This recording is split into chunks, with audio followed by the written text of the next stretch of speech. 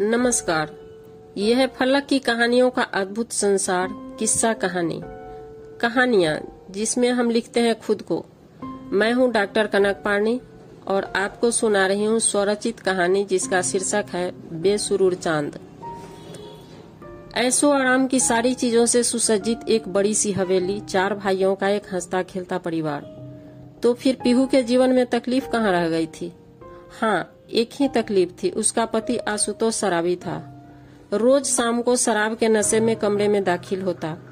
पीहू से बेपनाह प्यार करता था, लेकिन जब शराब छोड़ देने की बात करती तो हंसते हुए कहता, हमसे हमारी सांसें मांग रही हैं आप, जरा बताइए, जब सांसें नहीं रहेंगी तो हम जिएंगे कैसे, और जब जिएंगे नहीं तो आपसे प्यार कैसे करेंगे।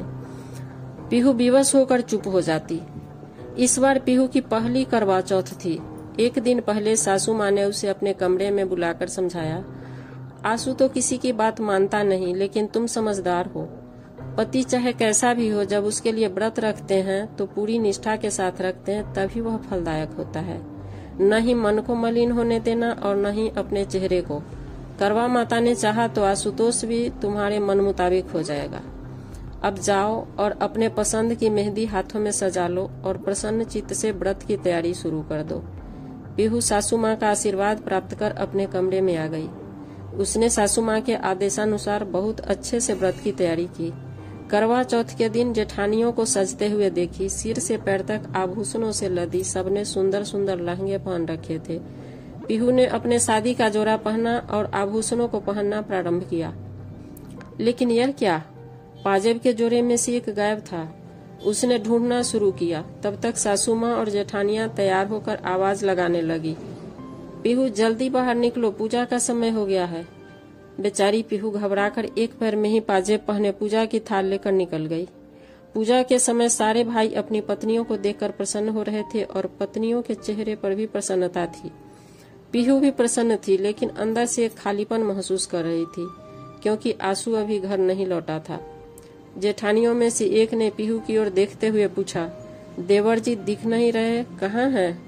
दूसरी ने व्यंग्यात्मक लहजे में हंसते हुए पूछा, हाँ बताओ जरा, कहाँ है तुम्हारा चांद? तभी आशु सामने से आता हुआ दिखा।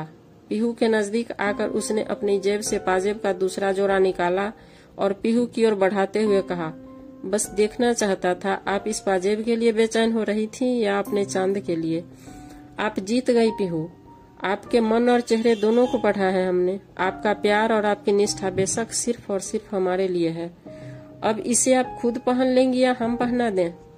वैसे आज आपका चांद बेसुरूर है।